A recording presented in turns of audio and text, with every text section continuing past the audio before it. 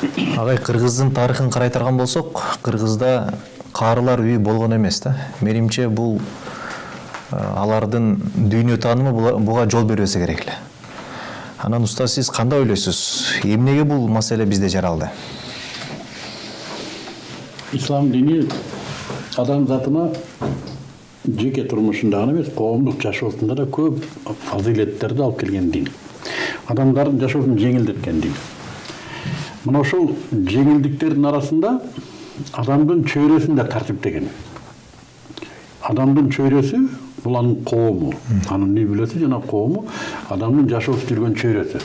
Жаныбардын чөйрөсү, айтайлы жапайы хайвандын чөйрөсү, токой, балыктын чөйрөсү суу болгондой эле адамдын чөйрөсү коому жана анын үй бүлөсү. Мына ушул коомдо жана үй бүлөдөгү мамилелерди исламдан өткөн көркөм тартип деген тартип жок.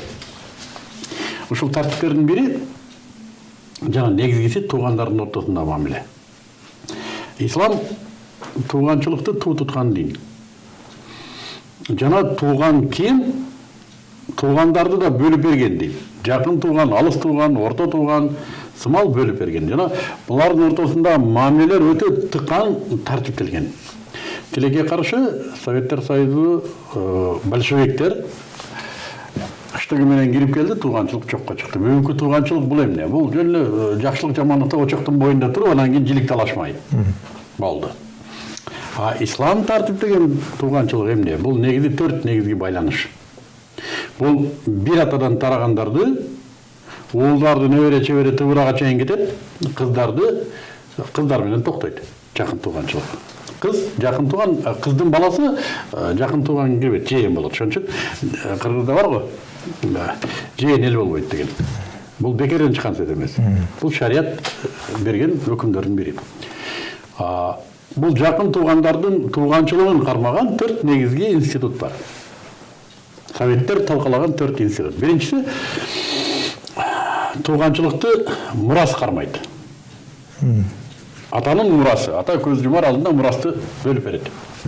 Бүгүн кандай бөлүнөт? Мурас ким атаны бакса ошого калат. Анан ата өлгөндөн алда сатып туруп Россияга кетип калат. Калган балдардын бардыгы мурастан махрум. Дагы да жакшы кыргызчылыгыбыз алиге чейин бар, тим коебуз мейли. Атабызды карады эле ошо үйдүн кенжеси деп тим коебуз да. Негизи мурас ата ар бир балага адилет бөлүп бере турган аманаттардын бири, мүлктөрдүн бири. Эркек балдарга кандай бөлүнөт, кыздарга кандай бөлүнөт, аялына кандай бөлүнөт, бир туугандарына кандай бөлүнөт. Эгер ата энеси тирүү болсо ата энесине кандай бөлүнөт. Мына ушул мураскорлук тууганчылыкты кармаган негизги устундардын бири. Экинчиси бул айып.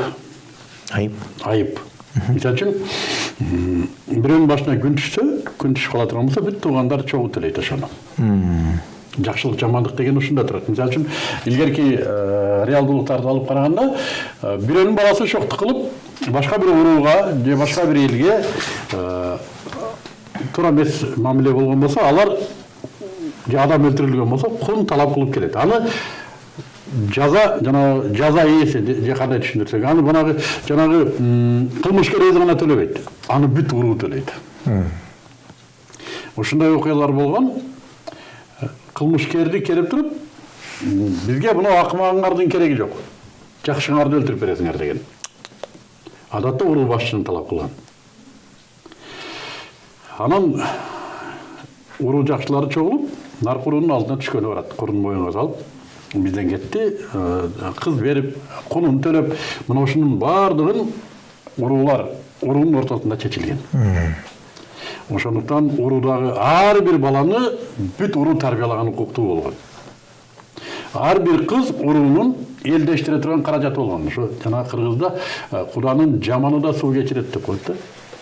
Кыз элдештирген каражат. Ошон үчүн эриш бузуу мүмкүн болгон эмес. Эриш бузуп бирөө ала качты, аны элден чыгарган же жетип өлтүрүп салган. Ала качуу Кыргыздын салты болгон эмес.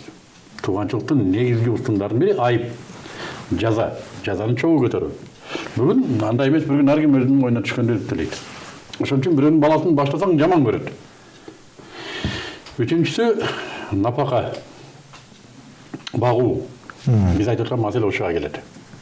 Жетимин багуу жана карыясын багуу. жазатай 1,5 каза болсо анын баласын кетирген эмес, өздөрүнүн бирөөгө алып берген энесин. Адатта бул бир туугандарына алып берген. Эмнеге тукум кетип калбасын, сөөк кетип калбасын.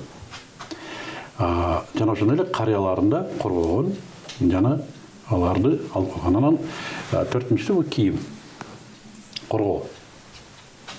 Сөзсүз там, сөзсүз жашай турган шарты болуш керек. Көчөдө калбаш керек эч ким. Мына ушул 4 нерсени советтер келди да бардыгын бузду. Бул жалпы жатакана, бул жазаны өзүң төлөйсүң, түрмөгө өзүң камаласың, туугандарың берди, эч кандай тиешеси жок. Адилеттүүлүктү мен кылып берем. Эч кандай канга кан, тишке тиш жок, көзгө көз жок. Биз багабыз жетимдерди, туугандардан алып жетимканаларга биз багабыз. Жана карылар үйүнө биз карайбыз. Карасаң коркпой иштей бер, коммунизмден жеңиш үчүн биз аны карылыгыңды биз карап беребиз. Бүттү. Ушуну менен тууганчылык ыдырады. Куранда Аллах субханаху ва таала айтып аткан, тууганчылык Аллахтын тактысына байланган деп айтабыз. Ошо менден корккула, жана тууганчылыкка бекем болгула деген сөз, муногу келишимдерге бекем болгула деген сөз. Бүгүн муногу келишим менен билбейм кайсы уруу жашайт. Уруучулукка каршыбыз, уруу болуп, колот кокту болуп согушабыз деп коркуп, уруучулукту жоюшту, мына байланыш үзүлдү.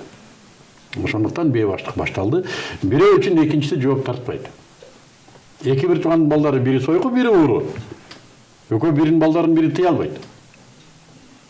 Ар бири Кыргыз Республикасынын жараны. Эч кандай уруучулугу жок, тууганчылыгы жок. Маселе ушунда. Ушуну кайра тирилтүү менен, жана бул дин менен байланышы болгондо да. Ушуну кайра тирилтүү менен коомдук тартип, карылар үйү, жетимдер көбөйүүсү, сойкулук, баңгелик жана башка кылмыштардын баары токтой турган негизги институт ушу тууганчылык.